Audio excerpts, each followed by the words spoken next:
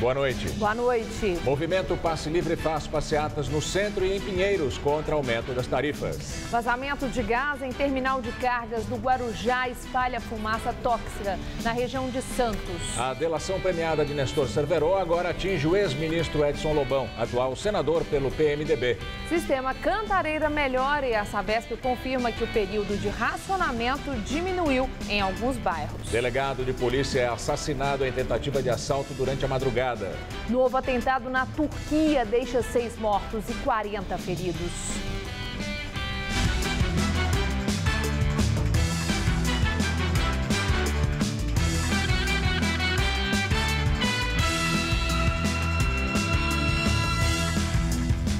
Alguns espaços provisórios que recebiam moradores de rua começam a ser desmontados pela Prefeitura de São Paulo.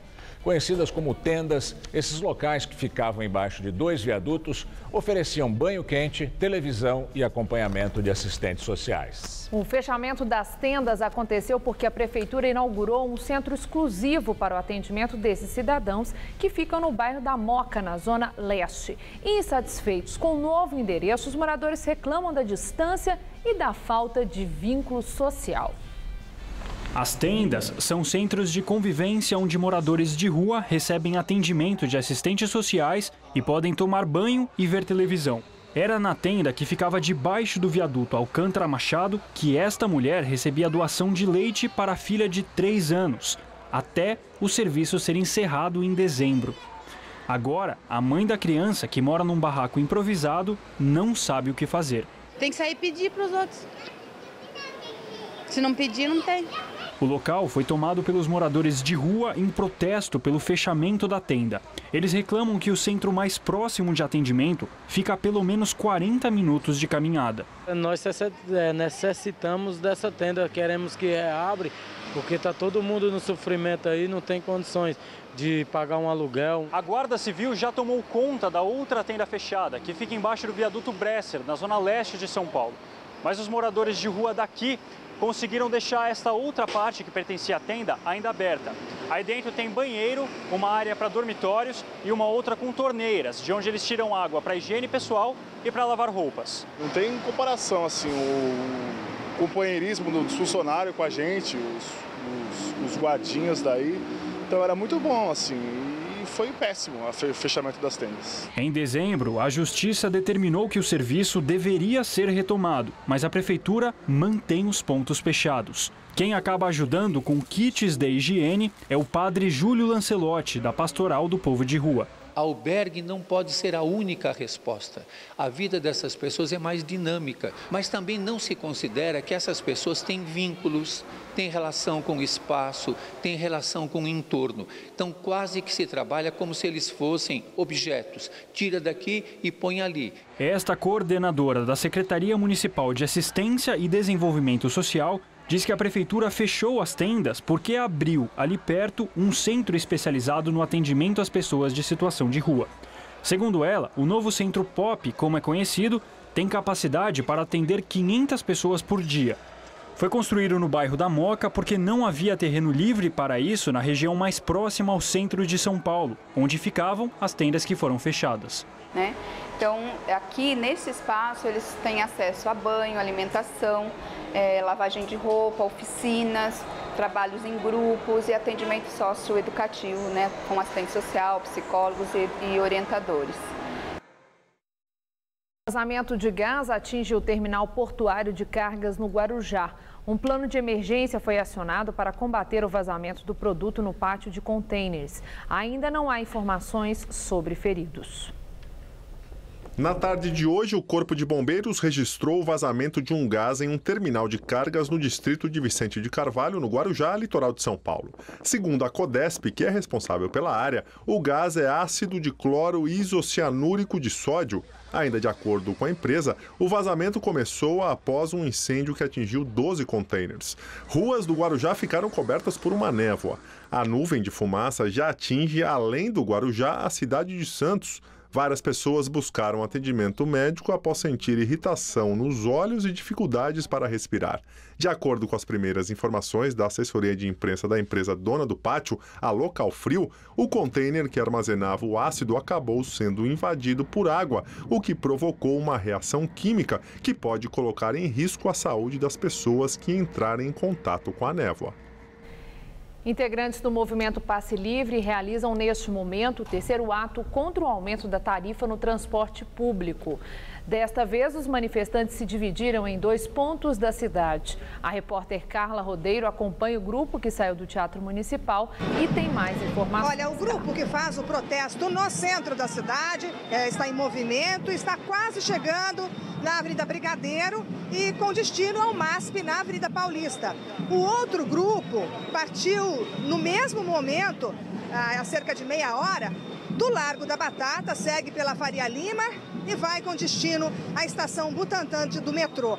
Na estação Faria Lima, lá no Largo da Batata, mais cedo, pessoas que estavam chegando, desembarcando, eram revistadas, inclusive as que não iam participar dos protestos.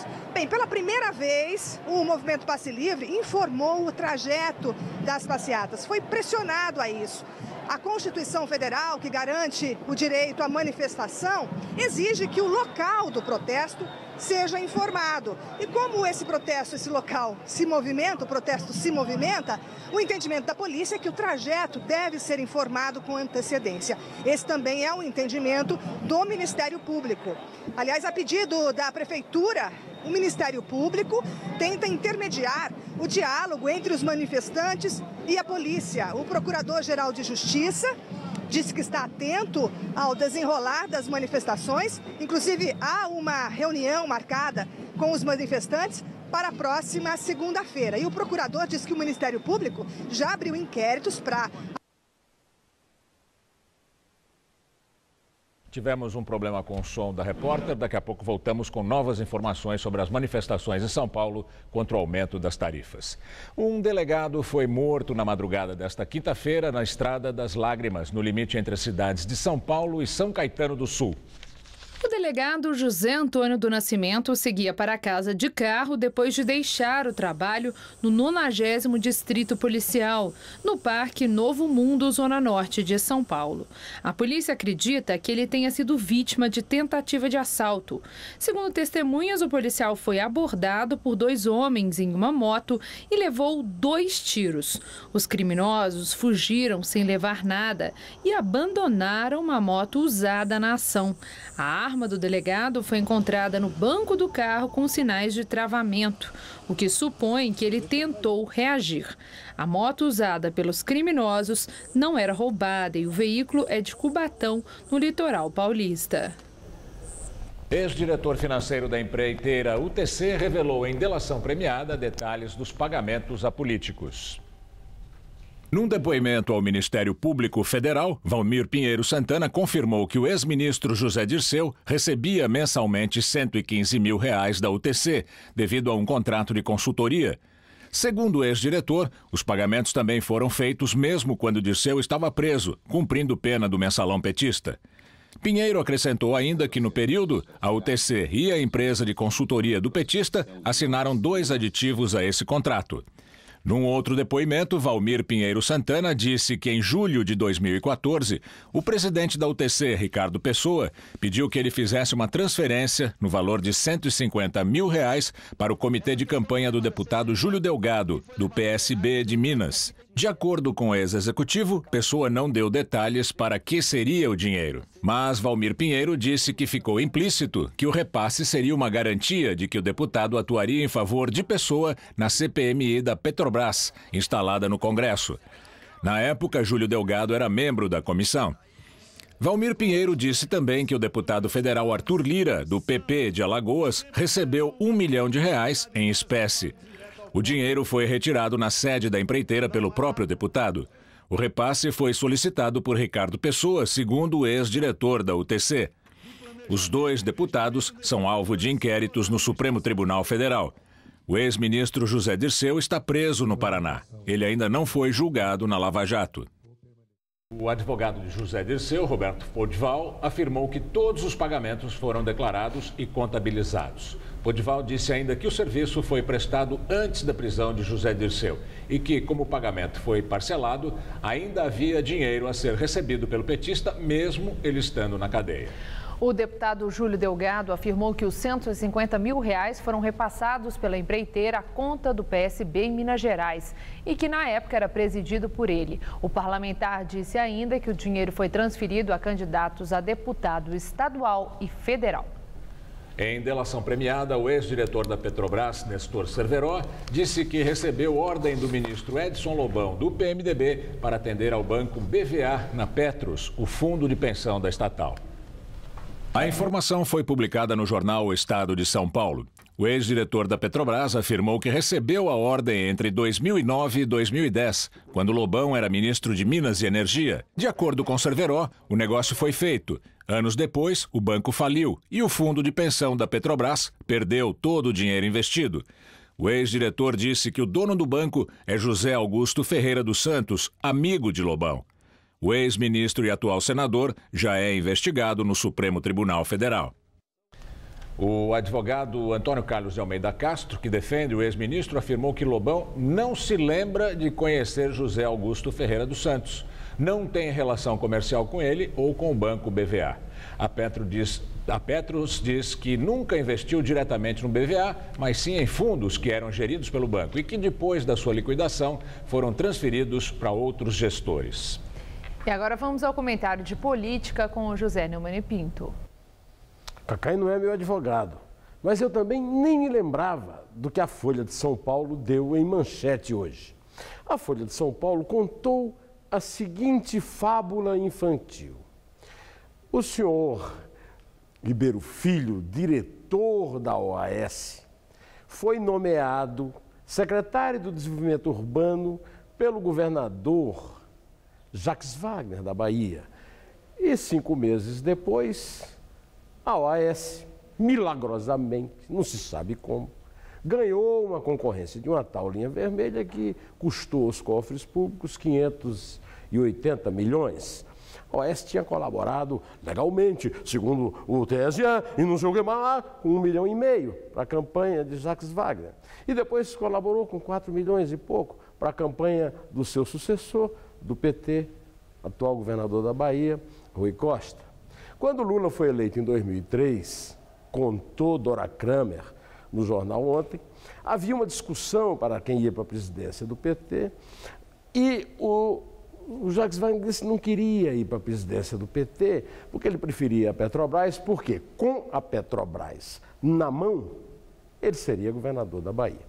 Bom, digamos que eu é que estou certo, porque eu não me lembrava dessas histórias todas, até porque eu não moro na Bahia e não estava lá na reunião do Lula no Hotel Hilton, mas estão nos jornais e ninguém desmentiu. Está nos jornais também de hoje a declaração maravilhosa que o ministro da Saúde, Marcelo de Castro, um psiquiatra mesmo, lá do Piauí, que disse que o governo torce muito para que as mulheres adquiram o Zika vírus antes de ficarem férteis, para poder ficarem imunes à microcefalia e sem necessidade de gastar dinheiro com vacina. O que reúne todas essas histórias é que Dilma não governa. Dilma apenas quer evitar que pare de governar e, lutando pelo impeachment, nomeia ministros desse tipo. Jacques Wagner, que não é da confiança dela, mas do Lula, que manda nela, e Marcelo Castro, que pertence ao pré-sal do PMDB, que, por enquanto, lhe garante 1/3 dos votos na Câmara para ela não ser impedida. O Brasil só sairá da crise na hora que tiver um presidente que nomeie o ministro da Saúde para cuidar da saúde e o chefe da Casa Civil, que não tem uma capivara que o nosso compositor tem. Vamos combinar, né? Bom, podemos meditar sobre isso até terça-feira, quando eu voltarei direto ao assunto. Até lá. Nestor Cerveró mudou sua versão e deixou de citar Dilma e Lula em delação premiada. A informação é do jornal Valor Econômico. Um documento obtido pelo jornal traz registro de que Cerveró informou a Operação Lava Jato sobre um repasse de 4 milhões de dólares feito pela Odebrecht, a campanha de Lula à presidência em 2006. O dinheiro seria proveniente da refinaria de Pasadena. No mesmo papel, o nome da presidente Dilma Rousseff aparece 3 vezes. Mas, no termo oficial do depoimento de Cerveró, homologado pelo Supremo, o nome de Lula não aparece e o senador Delcídio do Amaral é citado como alvo do dinheiro. Já a construtora responsável pelo pagamento é a UTC. O nome de Dilma também não aparece nessa versão. Em algumas regiões da cidade de São Paulo, amarrar orquídeas em árvores virou mania. São os próprios moradores que fazem isso para embelezar o bairro.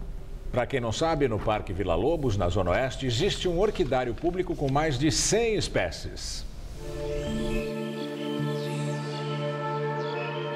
Muita gente não conhece, mas essa construção, bem no meio do parque, é o Orquidário Público Ruth Cardoso.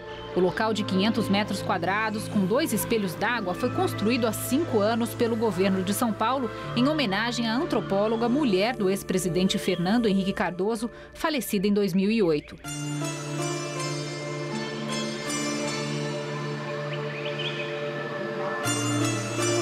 São 20 espécies de bromélias e mais de 100 de orquídeas, entre elas a batizada com o nome da ex-primeira-dama.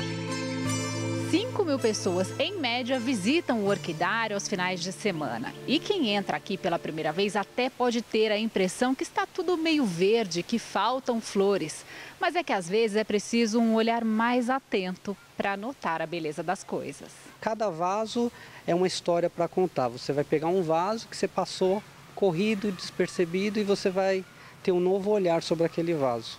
Igor, responsável pelo cuidado das plantas, explica que elas precisam de mais hidratação por causa do abafamento e nos mostra alguns tesouros escondidos na coleção. A Masdevalha tem um desenho diferente de estrela do mar. As mais coloridas são as Miltônias. Encontramos até um botão da rara e valiosa orquídea negra. Mas as mais curiosas são as micro-orquídeas, tão pequenininhas que exigem, às vezes, até lupas para observação. Além de serem pequenas, elas se comportam de crescerem junto do vaso e as folhas, a folhagem predomina sobre as flores. Então você precisa abrir ali a folhagem, perceber que elas estão ali. As orquídeas se tornaram muito populares. Em São Paulo é comum que sejam presas aos troncos das árvores no meio da rua. E aqui não tem cuidado de orquidófilo, não. Sob calor, sol e chuva, elas resistem e enfeitam a cidade. Desperta, né, aquele bichinho que está dormindo dentro da gente, né? Nós precisamos fazer alguma coisa, né? É muito bonita, a gente fica muito contente quando a gente vê assim na árvore, quando vê aquelas florzinhas todas bonitinhas. É muito lindo.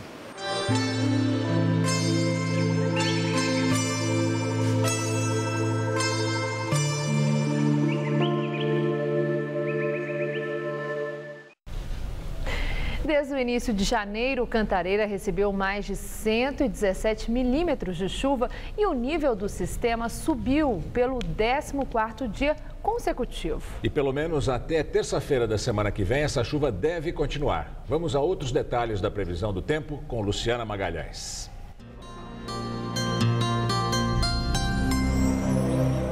Amanhã o tempo continua bastante instável no sudeste e no centro-oeste do Brasil. 2 sistemas de baixa pressão aliados a uma frente fria deixam o céu com muita nebulosidade e chuva nessas regiões. Apesar da temperatura não subir muito, o ar fica bastante abafado e os maiores acumulados de chuva são esperados para Goiás e o oeste de Minas Gerais. No Nordeste, as instabilidades perdem força e a chuva vem de forma irregular e pontual. E no Norte, o tempo continua abafado com pancadas de chuva à tarde. Mas em Rondônia, em parte do Amazonas e até no Tocantins, pode chover bastante e a qualquer hora. Máximas amanhã de 26 graus. Em Goiânia, 36 em Vitória e 32 graus em Porto Alegre. Em São Paulo, predomínio de muitas nuvens com breves períodos de sol, mormaço e chuva a qualquer hora. O sol aparece mais no oeste paulista, onde a máxima amanhã deve ficar em 32 graus. Em Presidente Prudente e 30 graus em Araçatuba. E apenas na faixa leste e nordeste paulistas é que o tempo não muda muito amanhã. Céu nublado com chuva a qualquer hora e máxima de 27 graus. em Santos e 28 em Caraguatatuba. Até domingo, o tempo fica instável na capital paulista. A nebulosidade varia bastante e a chuva pode vir a qualquer momento. As máximas ficam em 26 graus amanhã, 25 no sábado e mínima de apenas 18 e máxima de 26 graus no domingo. Um grupo de estelionatários roubou tratores e veículos que trabalhavam na remoção da lama despejada pelo rompimento da barragem da Samarco, em Mariana. Os ladrões se apresentaram como voluntários e alugaram carretas e retroescavadeiras com documentos falsos. Por alguns dias trabalharam na limpeza da lama, mas depois desapareceram, causando prejuízo de mais de 2 milhões de reais a empresas e trabalhadores da cidade. Os homens deixaram dívidas em 2 locadoras de veículos, postos de gasolina e hotéis. Eles também não pagaram 10 funcionários contratados. Não é a primeira vez que golpistas tentam se aproveitar da tragédia, que matou 19 pessoas em Mariana. Recentemente, 3 pessoas tentaram sacar com cheques falsos quase 30 mil reais da conta da prefeitura, em que estão sendo depositadas as doações às vítimas do rompimento da barragem. A presidente Dilma Rousseff sancionou ontem à noite a lei de repatriação. A legislação, que faz parte do ajuste fiscal, permite o retorno de dinheiro enviado ao exterior sem ter sido declarado previamente. O texto prevê anistia a uma série de crimes a quem voluntariamente declarar os recursos enviados para fora do país e pagar 30% sobre esse valor, metade referente à multa e a outra metade de imposto de renda.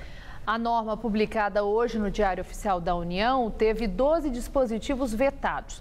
Um desses vetos excluiu a hipótese do dinheiro arrecadado com a multa financiar o Fundo de Participação dos Estados e do Distrito Federal e o Fundo de Participação dos Municípios. Outro veto eliminou do texto o item que possibilitava o parcelamento do pagamento da multa.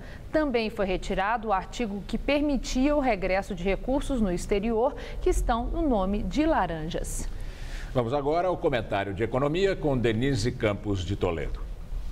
A repatriação de recursos já foi usada por vários países para regularizar recursos que saíram de forma ilegal, principalmente para escapar de tributação. E há todo um movimento internacional para a identificação do dinheiro que circula sem origem definida, que pode estar relacionado ao contrabando de armas, drogas, terrorismo. Esse cerco pode motivar muita gente a trazer dinheiro de volta para cá. Mas a legislação, da forma como está, deixa algumas brechas preocupantes nos vários sentidos, do risco para quem traz o dinheiro, a possibilidade de esquentar verbas de corrupção ou de crimes mais graves, até o destino do que for arrecadado com a multa e tributação.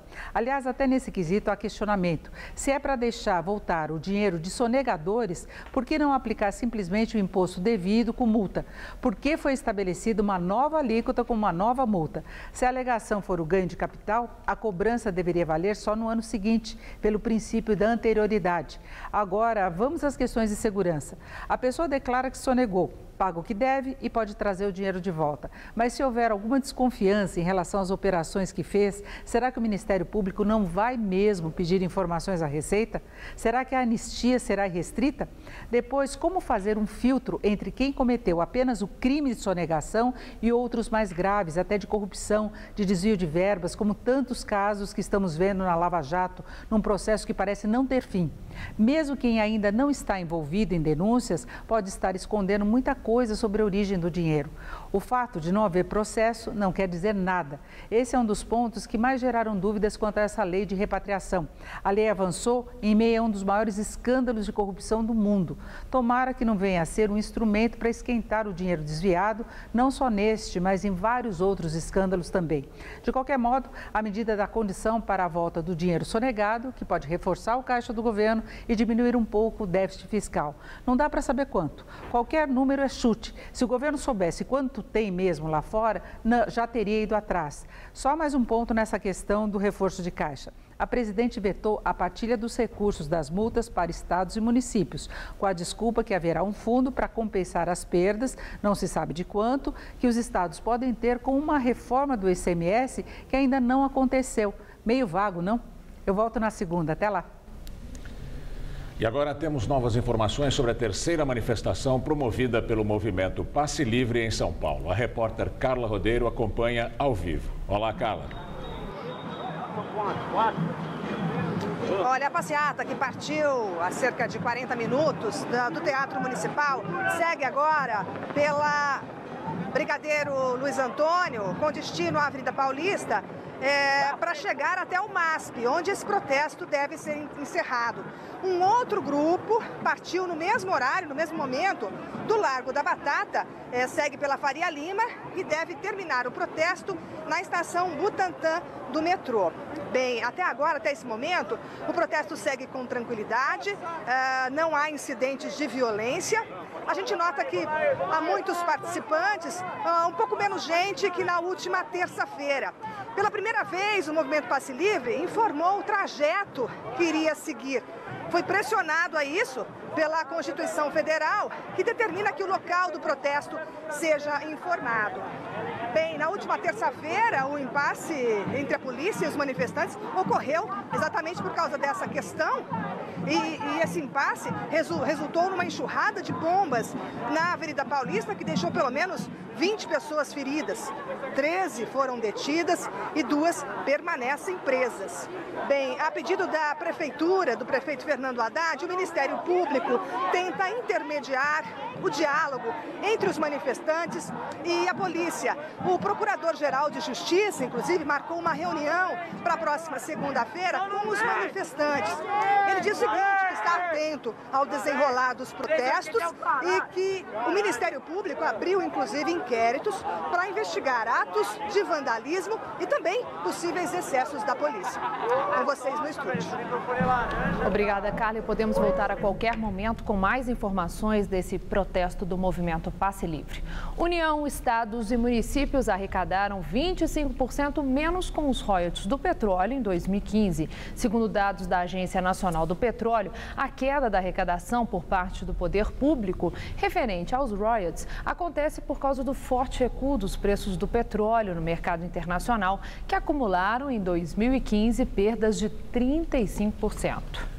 No ano passado, as empresas exploradoras pagaram 13 bilhões e 800 milhões de reais, o menor valor desde 2011. De acordo com a ANP, apesar do valor mais baixo do produto, o país deve bater recorde na produção de petróleo no ano passado. Os números finais ainda não foram divulgados. O pecuarista José Carlos Bunlai e o lobista Fernando Baiano ficaram frente a frente hoje à tarde na sede da Polícia Federal em Curitiba. O objetivo da acariação é esclarecer a suspeita de que o ex-ministro da Casa Civil, Antônio Palocci, teria pedido 2 milhões de reais do esquema de corrupção da Petrobras para a campanha da presidente Dilma Rousseff em 2010. Em delação premiada, Baiano disse que um encontro entre Palocci e o ex-diretor de abastecimento da Petrobras, Paulo Roberto Costa, foi marcado por Bunlai. O mesmo assunto já foi tema de outras 2 acariações, entre Costa e o doleiro Alberto Youssef e também entre Costa e o próprio Fernando Baiano. Tanto Paulo Roberto Costa quanto Youssef já foram presos e condenados pela Lava Jato e os 2 são delatores da operação.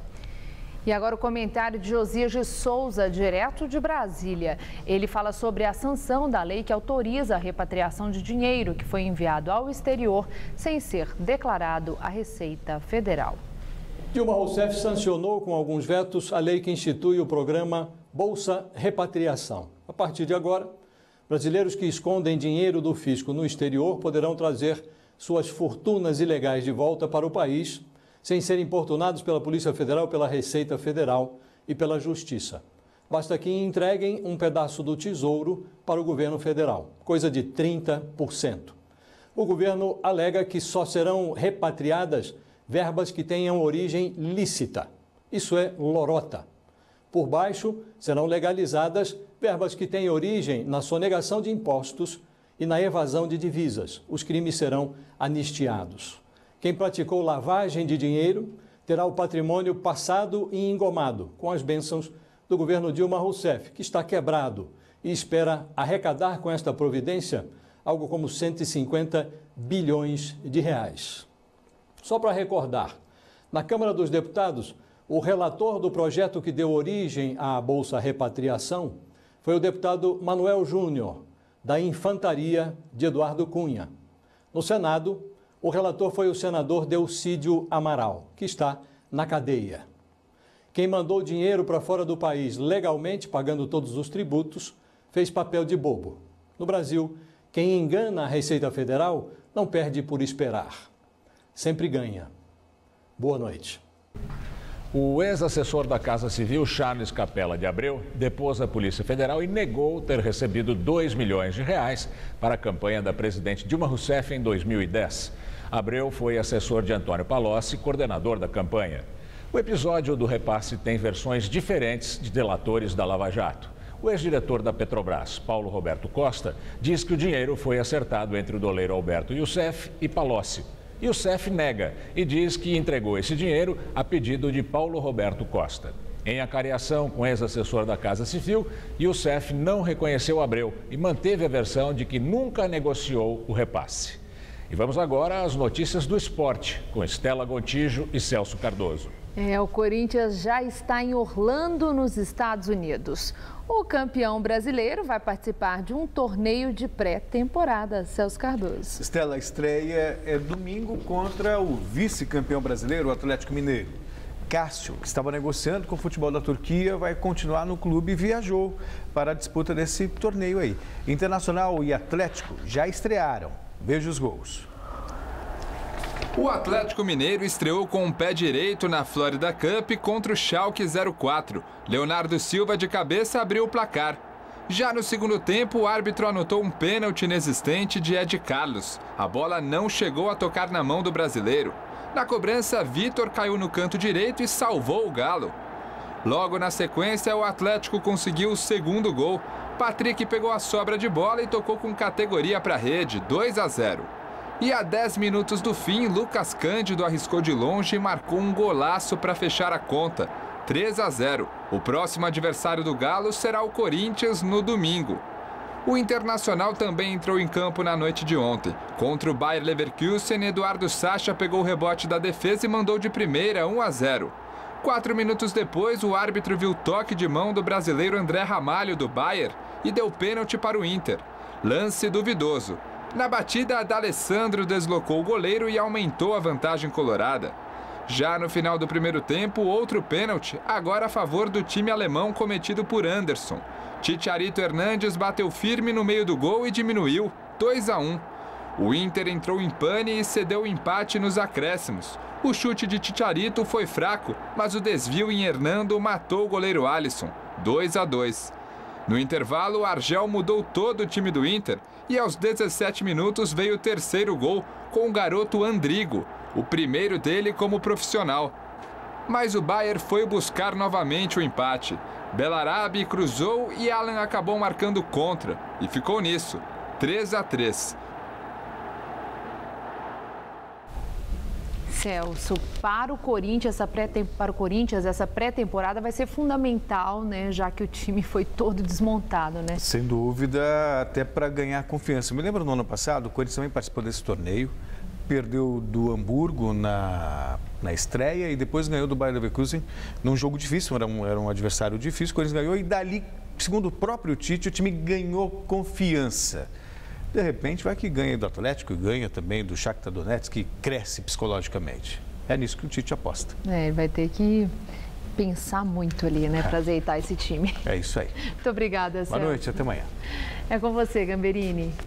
Depois de anunciar que a reserva técnica do sistema Cantareira foi restabelecida com as chuvas dos últimos meses, a Sabesp confirma que vários bairros da Grande São Paulo ainda sentem a baixa pressão da água, principalmente durante a madrugada. A média do período de racionamento diminuiu quase que pela metade com a redução da pressão na rede de abastecimento, mas ainda não é o suficiente. Reorganizar a rotina é o que a população de São Paulo mais tem feito desde que a pior crise hídrica em 80 anos atingiu o estado. De acordo com a Sabesp, aos poucos a pressão da água e o fornecimento estão se normalizando. A empresa explica que em janeiro do ano passado, a média de tempo sem água na região metropolitana da capital chegava a 15 horas por dia. Hoje, esse tempo caiu quase pela metade na maior parte das regiões, mas bairros como Cursino e Marcilac ainda enfrentam problemas e chegam a ficar 12 horas sem água. não são apenas os bairros mais afastados que ainda sofrem com a redução na pressão da água. Os centrais também, mas a diferença é que quanto mais próximo ao centro, menor o tempo sem água. O Jardim Paulista, por exemplo, fica em média 4 horas sem o fornecimento. Mas a conscientização com o uso da água é tão grande que hoje a atual pausa no fornecimento quase não é sentida pelo comércio aqui da região. Este restaurante, por exemplo, possui um sistema capaz de armazenar 20 mil litros de água, o que foi um alívio ao longo da crise hídrica. Mesmo assim, as torneiras foram adaptadas com essa espécie de mangueira para controlar a quantidade de água usada. Era muito mais rápido eles lavarem na máquina do que na mão. Porém, ela também tem uma economia significante de água, né? E isso foi um conjunto, né? Adquirimos máquinas também agora recentemente para lavagem de panelas, enfim. E tudo isso veio nos auxiliar na economia de água. Soluções adotadas em meio à crise que vão mudando o comportamento também a longo prazo. Eu diria que hoje a gente gasta menos água, 50% menos do que gastaríamos antes. E com a reeducação dá para manter esse ritmo de agora em diante? Dá para manter, com certeza. Esse é o nosso objetivo. Voltamos a falar sobre a nova manifestação promovida pelo movimento Passe Livre. A repórter Carla Rodeiro traz mais detalhes. Carla. Olha, a passeata que partiu do Teatro Municipal segue pela Brigadeiro Luiz Antônio, deve alcançar a Avenida Paulista com destino ao MASP, onde o protesto deve ser encerrado. Um outro grupo partiu no mesmo momento lá do Largo da Batata e segue em direção à estação Butantã do metrô. Bem, até este momento, nas duas passeatas, não foi registrado ato de violência, por enquanto. A gente vê algumas pessoas com o rosto coberto, mas a polícia está presente, acompanha de perto essa manifestação. Inclusive, a polícia está cuidando para que o percurso informado, o percurso que pela primeira vez foi informado pelos manifestantes, seja cumprido. Então, a gente percebe que os policiais, eles bloqueiam as ruas laterais, evitando que a passeata possa se desviar do caminho informado. Eles só deixam livre o caminho que foi informado da passeata. Agora há pouco houve um momento de tensão maior, porque as pessoas que estão aqui ouviram um estouro, e aí há aquele princípio de correria. Mas esse estouro não foi uma bomba de gás, também não foi um rojão que partiu aqui dos manifestantes. E a passeata continua até agora sem incidentes de violência. Com vocês no estúdio. Obrigada, Carla. Os protestos contra os reajustes de tarifas no transporte público na entrevista do dia, com Maria Lídia Flandoli. Entrevisto hoje o engenheiro civil Sérgio Eisenberg, consultor de engenharia de tráfego e de segurança viária junto a órgãos de trânsito. Muito obrigada por estar conosco. Bom, essas manifestações que nós temos visto logo após o reajuste das tarifas. É o padrão, né? É previsível? São manifestações previsíveis e compreensíveis? Não. Elas são previsíveis, mas não compreensíveis. Quem usa o transporte coletivo todos os dias pode usar o bilhete único ou bilhete único integrado que não foi majorado. Então, para esses que usam o transporte todo dia, não teve aumento. E para quem não usa o transporte todo dia, o peso é desprezível no orçamento. Então, isso é um movimento que tem outras razões, porque o peso desse aumento pode ser descartado para o usuário diário, porque ele pode comprar o bilhete mensal, integrado ou não, e ainda poder usar a gratuidade no sábado e domingo para lazer e compras. Então não dá para entender porque é tanta força neste protesto, onde esse aumento ele pode ser bypassado pelo usuário diário, e ninguém protesta da mesma forma contra o aumento da energia elétrica e não tem escapatória. Não dá para entender esses dois pesos e duas medidas. Agora é interessante que junto à moçada do Passe Livre, há também sindicato dos metroviários, representantes dos metroviários que têm argumentos em relação à questão do reajuste da tarifa, mesmo tendo sido abaixo da inflação. O questionamento deles é que transporte público é direito do cidadão e que com o subsídio, o governo não precisaria, tanto municipal como estadual, fazer o reajuste no percentual de 8,57% que fez. Quem paga isso, Maria Lídia, é a população. O dinheiro não nasce em árvores. O subsídio é pagamento do mesmo jeito. Então, se eu vou pagar isto por subsídio, significa que eu vou ter menos dinheiro para usar creche, para fazer manutenção das vias que estão todas esburacadas, menos dinheiro para uma série de coisas. Então, não existe milagre. Quem vai pagar o serviço é a população. Pode escolher se é na catraca, pode escolher se é nos impostos, mas quem vai pagar é essa população que já está mal servida. E esse serviço de ônibus é um serviço pouco eficiente. Ele é caro. O subsídio está explodindo, a qualidade é ruim, está perdendo passageiros. É caro? É caro. Custa 2 vezes mais caro transportar uma pessoa de ônibus do que transportar de metrô. Mas para a prefeitura, se não houvesse subsídio, que é um dinheiro que poderia entrar para outros investimentos que beneficiariam também e muito mais a população, a passagem chegaria nos R$5. Perfeito. Então, nesse sentido, R$3,50 continua caro? Ou 5 é que seria caro? A gente percebe que é uma politização de uma questão, porque isso será pago e o peso no orçamento não é tão grande quanto de outros fatores para os quais não está havendo reclamação. Então, isto virou uma bandeira.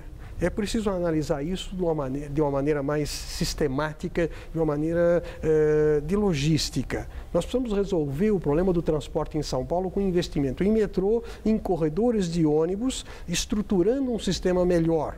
Esta gestão está terminando e não licitou nenhum corredor de ônibus. Então, nós estamos gastando com subsídio, tendo aumento de tarifa, num sistema que opera mal e que é mal avaliado pelo usuário, que está perdendo passageiros. Então, nós estamos caminhando para trás por falta de profissionalismo, por falta de gestão adequada do problema de transporte público. Agora, eu acho curioso isso de que não houve a licitação para corredor de ônibus, quando uma das marcas de Fernando Haddad foi essa da ampliação dos corredores de ônibus, e ele pretende entregar mais 32 quilômetros e já licitados iniciar obras em várias vias que parece que somariam 35 novos corredores. Isso não é significativo? Veja, nós estamos no final da gestão e nada foi feito.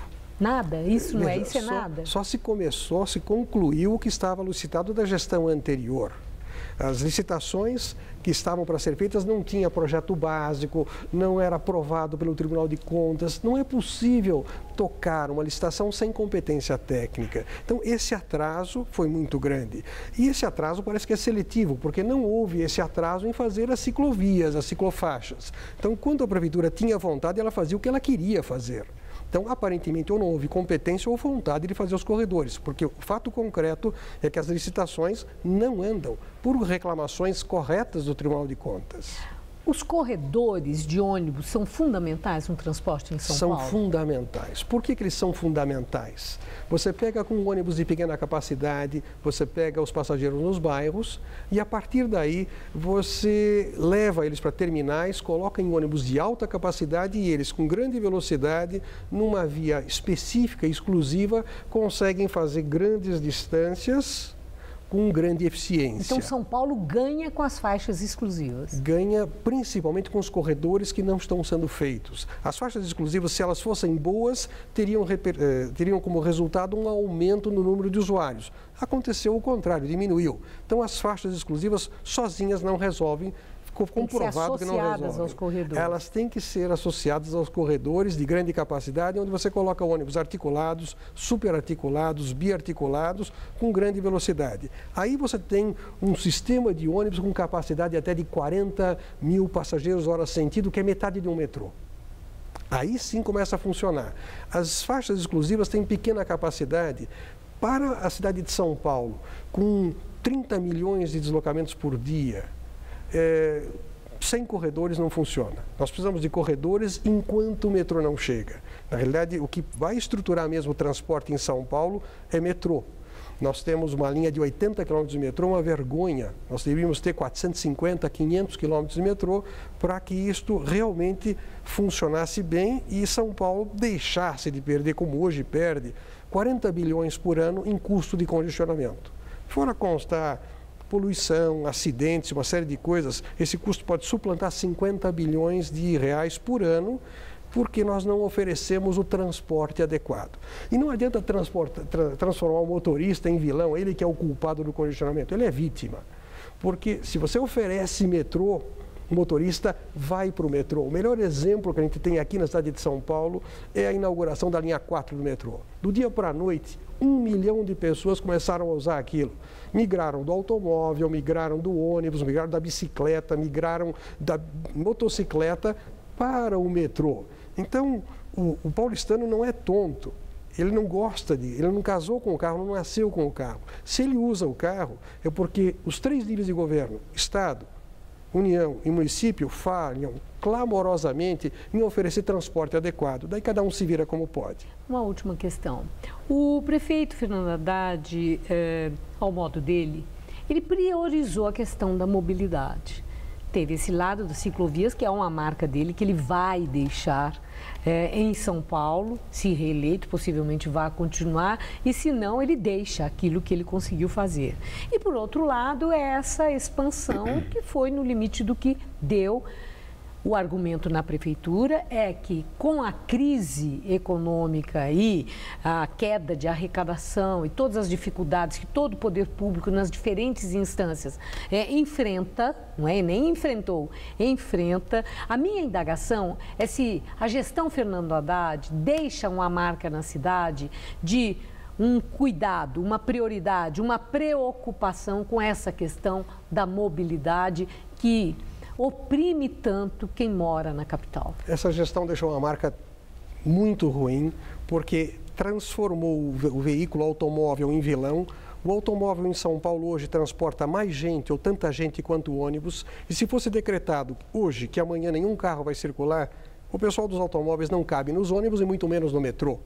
Então, usar uma experiência de Nova York, de Amsterdã, aqui, é completo desconhecimento da realidade, porque em Nova York, em Amsterdã... Isso pelas ciclovias? Sim. Fazendo a referência às ciclovias. Sim, porque se usa o sistema viário para um transporte que não transporta nada, as ciclovias estão vazias e os carros, que são parte da riqueza da cidade, são tratados como vilões, prejudicando a atividade econômica, aumentando o custo dos congestionamentos. Então, nós não construímos nada, nós destruímos uma parte da mobilidade e as ciclovias estão vazias.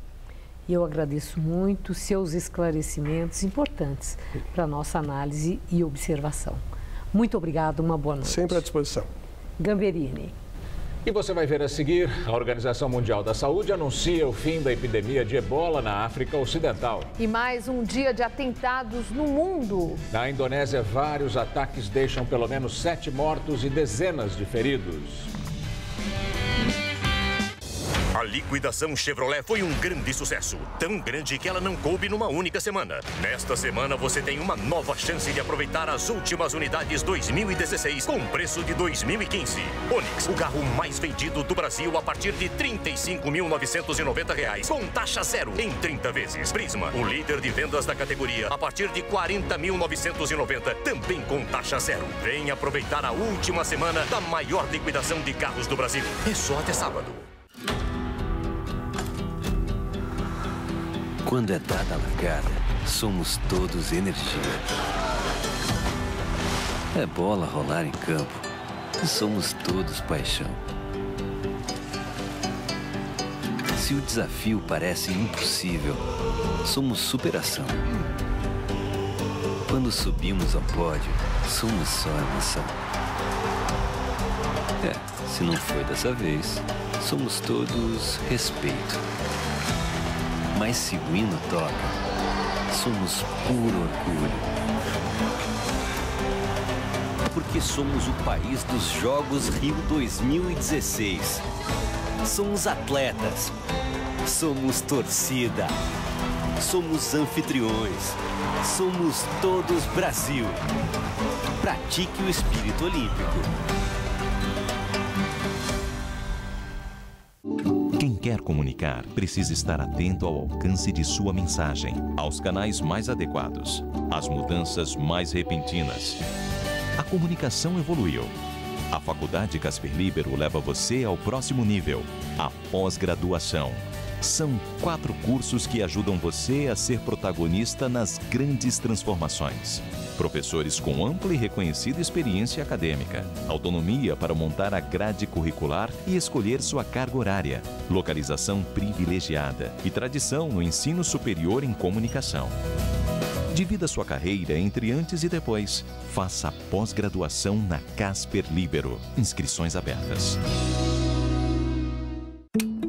Você dedicou noites, abriu mão dos finais de semana e até perdeu o namorado. E se você que fez o Enem perder o prazo de inscrição do SISU, do ProUni e do FIES, além de perder a chance de definir o seu futuro, você vai perder noites de novo, vai perder finais de semana de novo, você vai perder até o namorado de novo. E perder o namorado de novo não dá, né? Não perca o prazo de inscrição e siga o caminho de oportunidades. Uma pátria educadora se faz com educação de qualidade.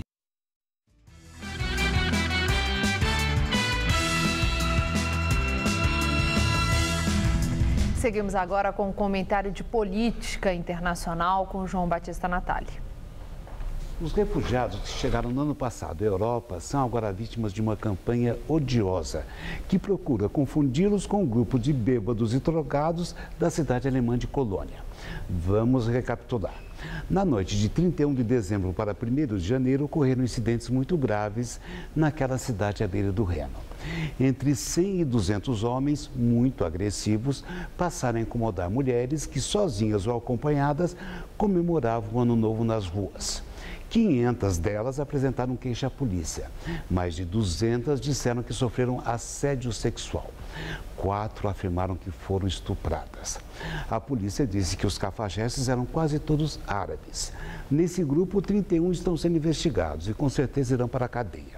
Entre eles, há paquistaneses, iraquianos e sírios que chegaram à Alemanha como refugiados.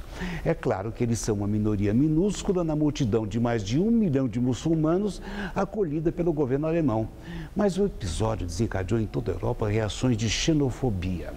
O New York Times diz que na Finlândia, na pequena Finlândia, formaram-se milícias para patrulhar cidadezinhas que abrigam refugiados. Na Itália, governos regionais de direita votaram a toque de caixa projetos que proíbem a construção de mesquitas. É para afastar os muçulmanos. Os grandes incidentes derivados da agressão de Colônia aconteceram na segunda-feira na cidade alemã de Leipzig. Grupos de extrema-direita tomaram as ruas e partiram para o vandalismo. Foram presos 120 extremistas. Toda essa confusão enfraquece politicamente a chanceler alemã Angela Merkel, que lidera a opinião pública favorável ao humanismo e à tolerância. E, ao mesmo tempo, fortalece governos conservadores da Hungria ou da Polônia que se fecharam aos refugiados. A União Europeia está dividida e não consegue elaborar uma política conjunta para abrigar toda essa gente. Enquanto isso, os extremistas da direita põem lenha na fogueira para prejudicar essa comunidade de estrangeiros. E não há nenhuma solução à vista. É assim que o mundo gira. Boa noite. Série de atentados com armas e explosivos em Jakarta, na Indonésia, deixa pelo menos 7 mortos, incluindo os agressores. As outras vítimas são um civil indonésio e um canadense. 24 pessoas ficaram feridas. O Estado Islâmico assumiu a autoria dos ataques. A explosão teria acontecido na frente de um shopping center que fica perto do escritório da ONU, de várias embaixadas e do Palácio Presidencial. Uma testemunha conta que todo mundo desceu do prédio e surgiu um terrorista apontando uma arma para a multidão na rua. Logo, aconteceram outras 2 explosões que destruíram uma cabine da polícia de trânsito. Elas teriam sido causadas por homens-bomba. 2 atiradores enfrentaram a polícia num tiroteio de cerca de 15 minutos e acabaram mortos. Outro ataque foi a um café Starbucks. Militantes trocaram tiros com a polícia e detonaram explosivos em ataques suicidas.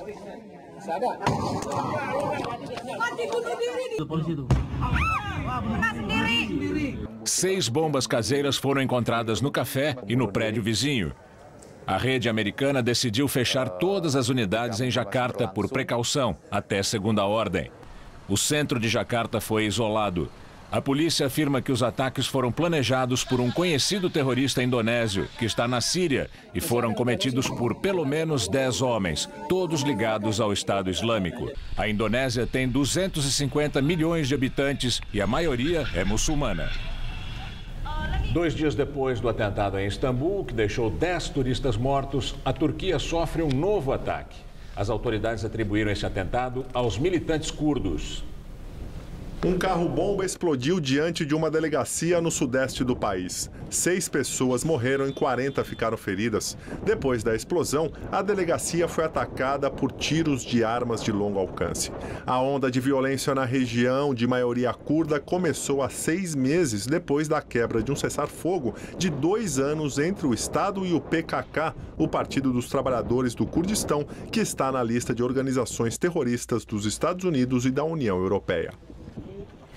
A Organização Mundial da Saúde anunciou o fim da epidemia de ebola na África Ocidental. A organização informou que todas as cadeias de transmissão conhecidas na África Ocidental foram interrompidas. Mas o risco continua, porque o vírus permanece por até 9 meses em alguns líquidos corporais dos sobreviventes. Iniciada em dezembro de 2013 na Guiné, a epidemia se propagou para os países vizinhos, Libéria e Serra Leoa, e atingiu também a Nigéria e o Mali.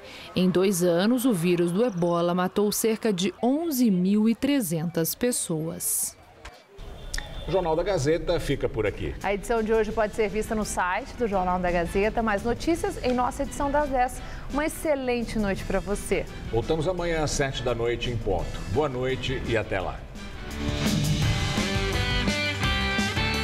Logo mais 10h30 da noite, Rony Fon recebe o ícone da TV brasileira, Boni, no Todo Seu Especial 10 anos.